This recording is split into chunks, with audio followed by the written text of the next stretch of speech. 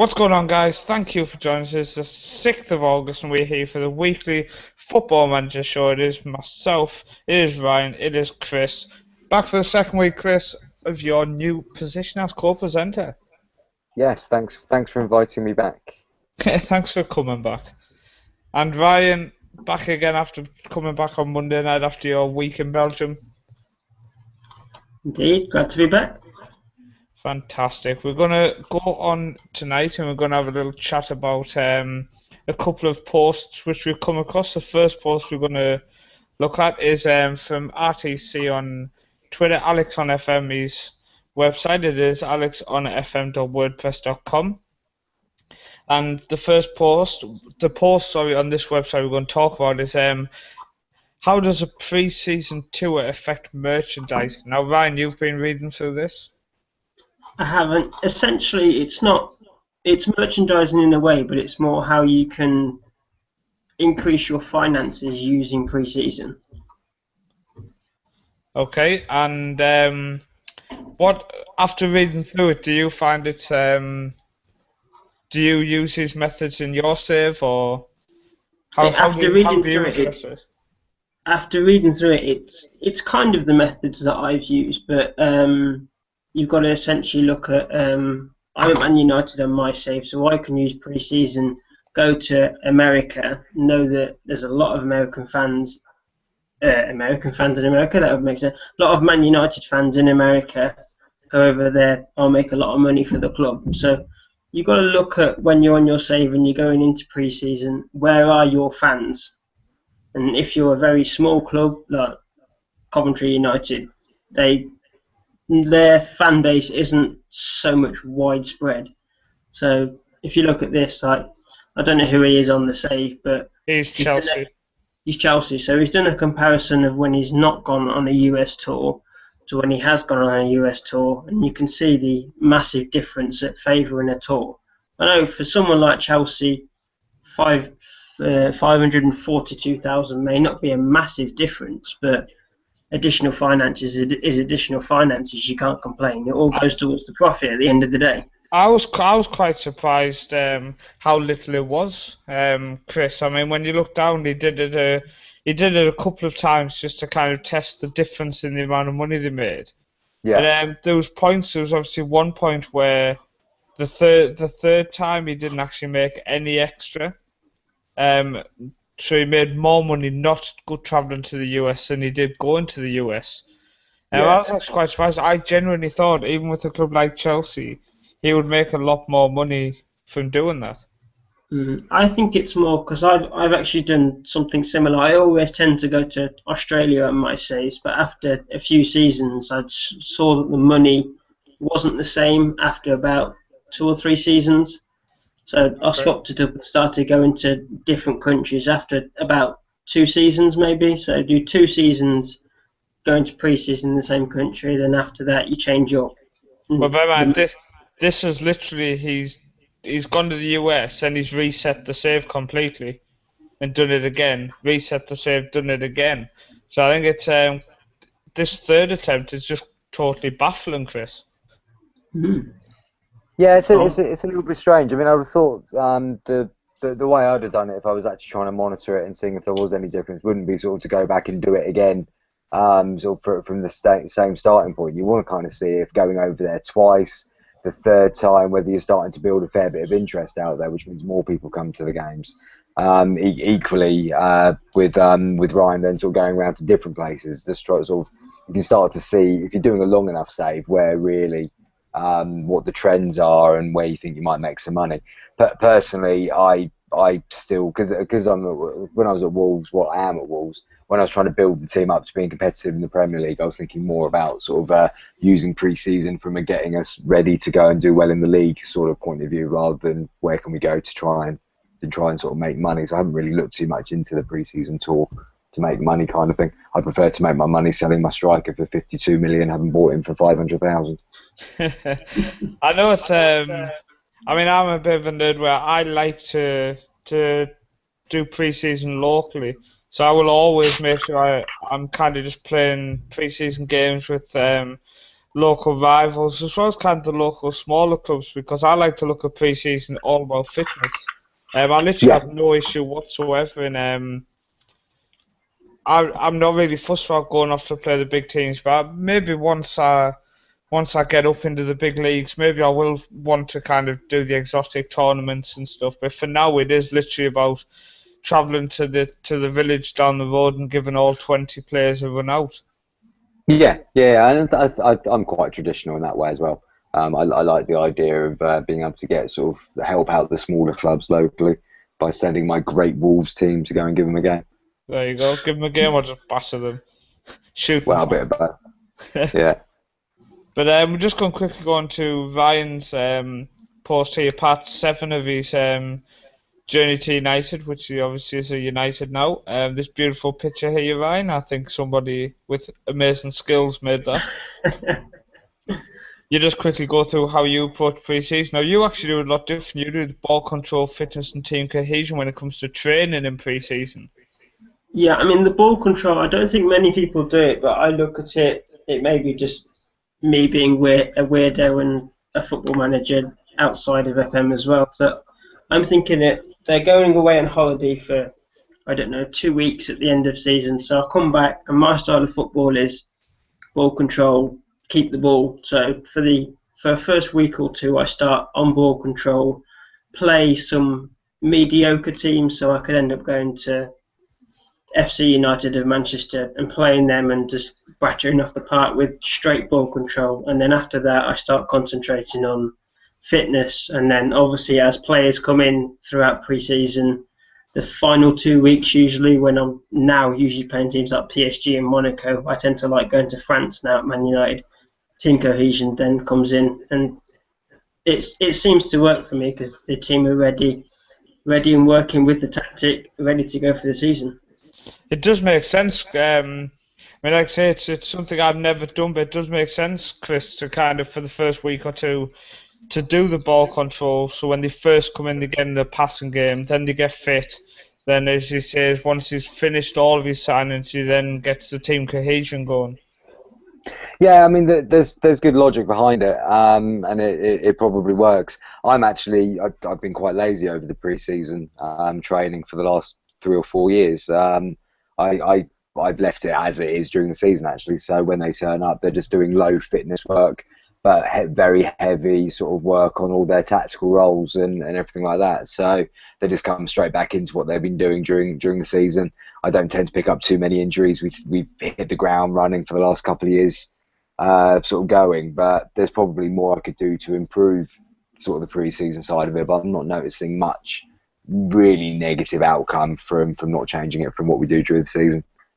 I think more on, sorry Paul, I don't know if you mind me butting in. I think more on the, like Chris said there, he doesn't get many injuries. I have all of this set to, it starts at high tempo, fitness goes to very high, and team cohesion is also very high. But I don't know if FM has something in where if you do something throughout the whole of your career or prolonged throughout a certain team, it seems to your players are able to adapt to your style, so you don't get many injuries. I found at the start when I was doing this, I got a lot of injuries during pre-season, but now, so long down the line, I'm getting maybe 1 or 2 of the youngsters that get injured because they're weak and need to get in the gym. Yeah, I think that's fair actually. I think so it's a bit like with the communication style you have with the players as well. In your team talks, after a while, the players get used to sort of the way that you manage. I definitely think there's some mileage in that. It's interesting that you go in sort of high straight away. Do you do that in the first week of pre-season? Literally just go first day back, you're going into high sort of high intensity ball control training? Yeah, straight away. Because one thing I do is I tend to just sort of bring them, sort of stagger them in gently, sort of take it easy for the first week, so they're coming back. They're coming back from holiday, and if I do remember, then I'll stick it up to sort of to average and then high, and sort of taper it up and then taper it back down again. But as I say, I haven't really remembered to do it for the last 4 seasons, but that's how I was doing it. I'm just wondering, you've been on your holidays, you've been to wherever you've been on your fancy holidays. Now the hard work starts. But I was going to say, but in the real world, if you did that and you throw people in who haven't actually been physically training for for a couple of for about, let's say, a month or so. If you throw them straight into real Oh hardcore yeah, they'd stuff, say walk on. that's when you run your risk of injuries, and you get a lot of people in the forum sort of saying that I'm suffering from injuries, I'm suffering from injuries, and I actually think a lot of it might be that they're working their players too hard too soon in pre-season, and then that's why players are sort of breaking down. And just because you're not getting your injury in your first week of training doesn't mean that you're not then going to get the injury in sort of in 5 or 6 weeks' time, because it all starts from that first sort of training session. Yeah. It's definitely it's I find it interesting to hear what other people do, and I'm gonna try to implement some of that because I'm very basic. I just have fitness on high until the first weekend of the season. Then I go defensive training during the week and attacking training on a weekend. And it's literally just that all the time. And then as soon as pre-season comes around, I go straight back on the fitness. That probably worked, Paul, in back in the 1970s. That was probably a staple diet. Hey, how many clean sheets have you had today? I don't know, but how many domestic trebles have you won in the last 24 hours? None. Yeah. Okay, moving on to the comments on the side. James saying, "Oi, good evening, sir. Cheers for tuning in, James." Listener, are you ready, Chris? Alex is next. He says, "I am with Paul." Oh, it's not about that. He says, he sets a few clubs in the local area, then other parts of the country, then he goes to neighbouring country for pre-season friendlies. And then Guido says he tries to make as much cash as possible in pre-season. And thank you for listening, sir. He is preparing for when we build him up. But yeah, I think I'm going to try to attempt a bit more the ball control training in pre-season and also during the season as well, because I do think it's something I lack on. My fitness and my training in general. I'm quite happy to admit that sometimes after pre-season, I'll be maybe 2 weeks in, and then when I get my pre-match information, I realise he's still doing tactics training. Yeah. And you're like, oh crap, quickly change that.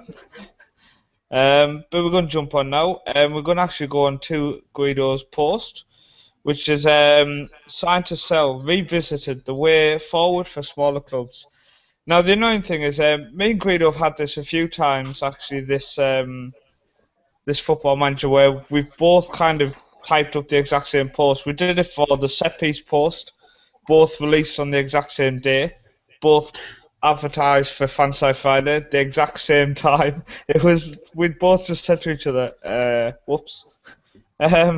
Great minds think alike. Yeah, and this is a post I've been looking to do, but not really got around to doing it. I'm definitely not going to do now because this post is just fantastic. And I had a read through it earlier and actually had a quick chat with Guido about it, so we're just going to have a look through this. Chris, you've been obviously looking at this earlier. He just goes through obviously how he goes scouting the nations, obviously having a Norwegian scout here, for example, scouts Norway because the more knowledge on the nation, the more chance you're going to find players. Yeah, it's an absolutely brilliant post, and managing Wolves and starting as a smaller club. A lot of it sort of relates to the stuff that I had to do as well. It's if you're a small club and you haven't got the greatest youth facilities yet, etc., etc. It's really about recruitment, and I think most of the manager's job, especially on Football Manager, is actually about getting your recruitment right. And some of the tips are in here in terms of actually setting up a structure that isn't just going to be a one-hit wonder, but actually will continuously bring up the best players for your side. This is a great sort of how-to guide. It's I think it's fantastic. I mean, you go down, it gives a theory on the value for money, which will obviously jump past, but then he says here, the value for money applied to FM. When applying the idea of Football Manager, there's a plethora of variables, Ryan's impressed, we need to take into account. And a lot of this, some of this stuff, I genuinely don't even think about. I will just go to, for example, let's say Brazil. I will just go to Brazil. I'll find a player. If I like the player, I'll sign him for what I can get him for. Obviously, the cheapest and the best deal possible for myself. But the way Guido looks into it is, if you go to Brazil, for example, the chance of more regions coming through with a better quality is higher, so should you be paying so much money for a player, looking at his wages, obviously the less popular nations you're going to sign players for cheaper, Ryan, which makes sense. Obviously, if you go to Belarus, for example, and sign someone for your United club, you're not going to pay him nowhere near as much wages as a Brazilian, for example. No, I think looking back, I've probably done that a few times. But I think my scouts, I try and send them abroad, but because they do so much for me, they seem to forget that they have to go to places like Belarus. Now I've just today I've actually just set my scouts. I mean, how do you go about setting this up, Ryan? I mean, I've just set my scouts. I had 6 scouts had available, so I sent one to.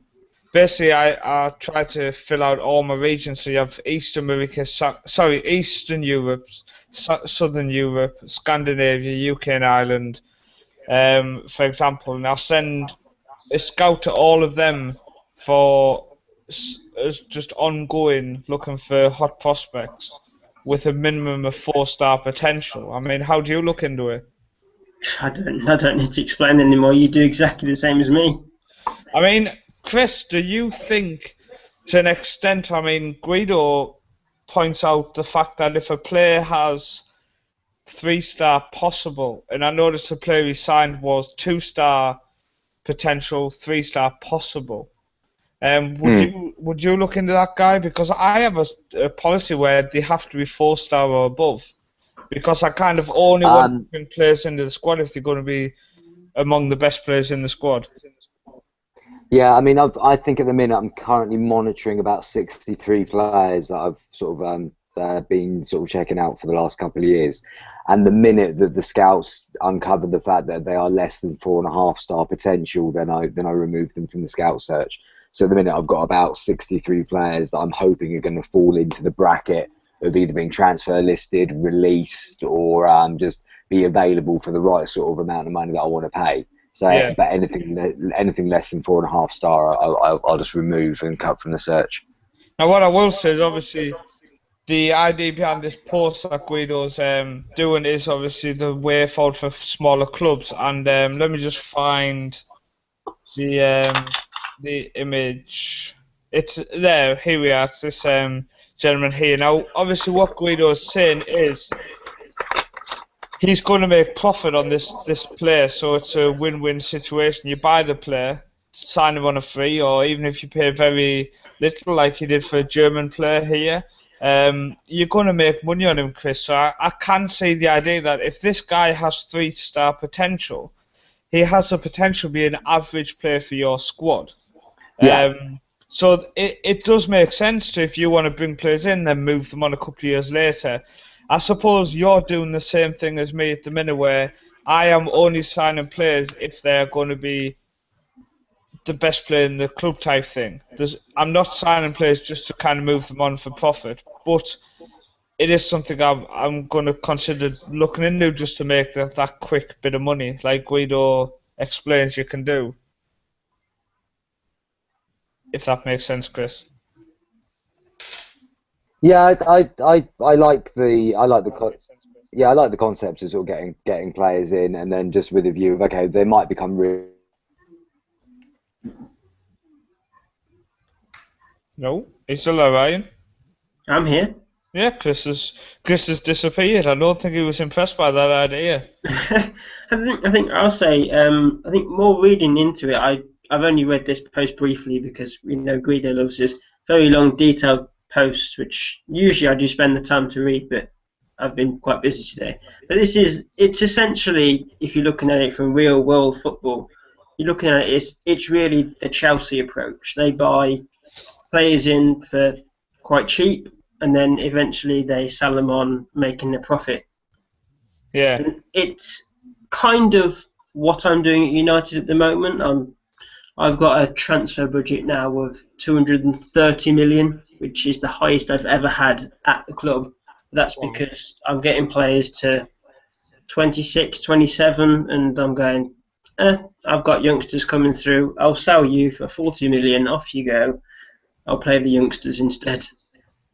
It's I mean, the save I'm currently doing, I can't really dive into it too much because let's put this off. Anyway. Well, yeah, that for one, but because the post is slowly coming together. But I've only signed 2 players for the club currently, and both of them are from the town which I'm playing as. Now, the idea of that was to test how quickly players can settle into a club if they're coming back to a club they've played for in the past, which these people had, or signing local talent. So I kind of restrained from buying people, but I've just got myself a feeder club in a different country with the idea of raiding their youth system.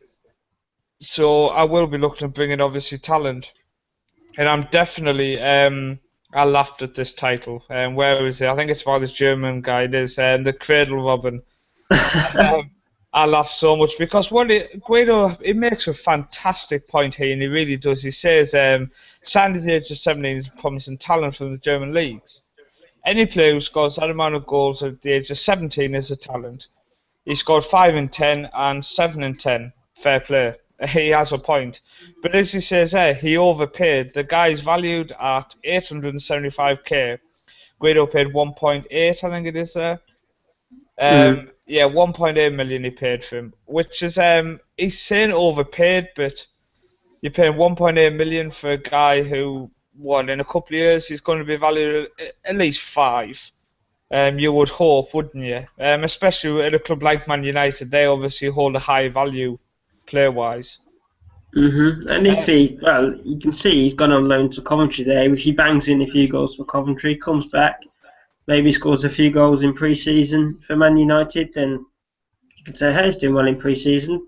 I actually want to go back to this guy as well, because this is again... Chris, are you back? Yeah. Ah, fantastic. You ran away. We just want the perfect time for you to come back, Chris, which is just bringing up this guy Guido signed from Everton.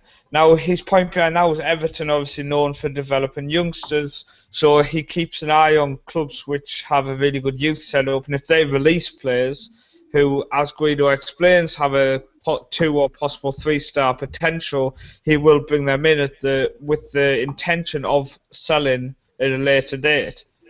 Yeah. Now, this is obviously something you do. You look at players who are unwanted by other clubs, but you also obviously dive in, which we're probably going to bring up most weeks, the way you look at the stats, the performances of players.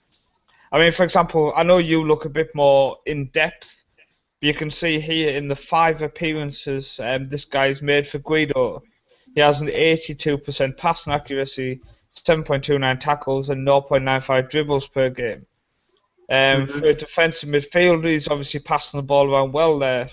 But he only has a 6.98 average rating. Now, for myself, Chris, I would say his passing accuracy is quite impressive. Yeah, definitely. And I tend to look at those stats before I get too hung up on the average ratings, because I mean, at the end of the day, if he's passing the ball 60 times a game and he's completing it at 89%, I don't care if he's getting a 5.3. That says to me that he's actually doing what I'm asking him to do. But yeah, sort of going back to the sort of the picking up players from clubs that have got a good reputation. I'm always keeping an eye on what Barcelona are doing and the players that they're releasing. PSG, as I said last week, are pretty much my academy sort of side at the moment. The amount of players that I'm picking up from them for anything between 0 and 250 grand, it's a great way of doing it. I definitely think this part here, the rejects from top academies, this is the part of the game which I think can give you the most reward, because if you're picking up players who other clubs have deemed as not good enough, then you turn them into not in world class, you turn them into successful players for your club, depending on what you deem as successful. I mean, it is this guy here, if he plays as just a defensive midfielder, and he averages over 80% passing, and every time you watch a game he's passing the ball well, then that's it. He gets the ball, passes it, that's his job. If he's doing it good, then as far as you're concerned, you've got good money. No, definitely. Just quickly. I mean, sorry, go on. You can jump in. I was just going to say, I look at the sort of the team that I've got at Wolves at the minute, and I picked up, I think 8 of the starting 11 or the regular starting 11 were picked up from other clubs because they were either released or on the transfer list, and then they've turned into a Premier League winning team. So it's amazing what you can get when the big clubs start to hoard players, and then they let them go a year or so later, and you can pick them up on the cheap. Definitely. I'm just going to jump in the questions on the side. And people who are listening, if it's your first time listening live, you'll see at the top right-hand corner there's some little boxes. If you click on them, there's a Q&A where you can chuck questions in the side. RTC has been on. He said thanks for discussing his article. He's going to look a lot more in that experiment when FM16 comes around. Fantastic. And Guido says, let's jump down. I don't know which comments first because they all jump in randomly now, which is stupid. This some of the major nations will warrant their own scout just because it's that good. Yeah, I agree with that. If you have, for example, the likes of England, if you're a top club, you might want to just send your scouts around the lower leagues of England constantly. It says instantly sign a lot of cheap players means you get some dross in, but you can turn profit on them if you manage to sell them. Yeah, that is the issue with obviously what Guido's doing, and he does explain there. He says obviously, Ryan, if you sign 30 players, you might find 15 of them are completely dreadful. But then when you sell them, you're making profit. Hopefully. Yeah, hopefully. Guido says he's a modern day slave trader like that. He gets loads of players and develops them and sells them on, even if they're never good enough for the first team. Well, I mean, if they're doing well enough to be sold on, they must be doing something correct. And then Vinny's listening. Thanks for listening. He says, "Alright, boys. I was on about scouting. You find in FM15 that the amount of Asian Oceania regions is hugely way down previous versions." Yes. Yeah, to an extent. I can actually see what you mean. A couple of years ago, the amount of Japanese players, for example, you could pick up, and Korean players and stuff was just crazy. And where now there's not really much talent I see coming through. You quickly jumped out there, Ryan. Well, I'm not being biased from an Australian. You don't really get many Australians coming through, Japanese coming through, but maybe that's FM kind of turning realistic, because can you name a world-class Australian Japanese player? And I mean like literal, I'd take him in my team right now, player. I'd probably take Kagawa in Newcastle squad right now. It's a good shout. I can name a few young Australians, but I doubt you've probably heard of them. Totally destroyed your argument there, Ryan, hasn't it? Oh yeah, totally. You even destroyed it yourself. One player. Can name someone? Well, I can. One player. One player's enough. But what we're going to do is we're going to jump on to a post which kind of links to some of the stuff in Guido's post, which is we're going to jump back onto Chris has beaten Brian. Now, the reason behind this is Chris has had some success in the recent past. Chris, do you want to just let people know how this is going? In fact, what I would like to know here more is I really, really enjoyed when you were talking about the likes of when you were signing players, selling them, then re-signing. Has there been any more wheeling dealing? Yeah, what I'm going to have to do, I think, is actually upload the other posts. So what I'm talking about is actually current with what's on the website, because I'm still about sort of 3 seasons ahead on what's actually on the website. In terms of the wheeling and dealing, I think there has been some good stuff. Unfortunately, having sold Vieto, who I picked up for $6.5 million, I think I sold him for 55. Then I bought back Luka Jovic for 16 million, having sold him to Man City for 52 million the previous season. He got an injury and didn't do particularly well in my second season. But the saving grace was Hervin Ongenda, I think you say it, Ongenda, who I'd signed for 200,000 from PSG, turned finally 3 seasons later turned into a goal machine and got 42 goals in the season. So yeah, some absolute value for money was going on there again. Yeah, definitely. That is good value for money if you're getting that many goals, especially if you've had a couple of seasons where he hasn't really done a lot. And then I couldn't get him going at all. really couldn't get him scoring goals. But then suddenly, because literally he was down to the last sort of experienced player to play up front, he just started scoring goals. So I left him in the team, and he went on and did more. But in the season, I pretty much had to dismantle the side because big clubs were coming in for players. But then I was picking up players off the transfer list again, and sort of we went on to do the domestic treble. So it wasn't too bad a season. That's fantastic. Fantastic to see you've had to go and find players. You've done it and then managed to actually do the treble. But what we're going to do is just going to have a look through, see just a couple of things which have been released this week on FM Central, footballmanagercentral.com. The first one, Ryan, is done by one of your admins on the online league, Harry Walker. Yes. And do you want to just quickly explain what this is? Yeah, it's more the sad story of Coventry City about how they got sent to Northampton, where they were sent. Good Yeah. job, Ryan. Back at the Rico, but still times aren't looking great for Coventry. With the season upcoming, they're still needing a striker, experienced players. So it'll be an interesting season for Coventry. It will be, but this next one, Project 200. Now, I looked at this post. You dealt with this post. I just made this first top image. This is the longest post in the world. And what's even more scary is this. It says part 1. I know. So John, just explain what he's doing on this for if people want to actually go and check it out. Basically, what he's doing is Project 200. He's chosen, I believe, 50-odd players, and he's put their current potential up to 200. Okay. But he's not selected like he's obviously selected players like Wayne Rooney. He's not gone and selected like players like Wayne Rooney, Messi, Cristiano Ronaldo. He selected a variety of players from a variety of clubs, and he's just gonna. I think he's simming the save. He's not actually playing the save. He's gonna see how they develop with a current potential of 200. So you could end up with someone who, I think if you just go right down to the bottom, there's some very peculiar players. I'll jump down.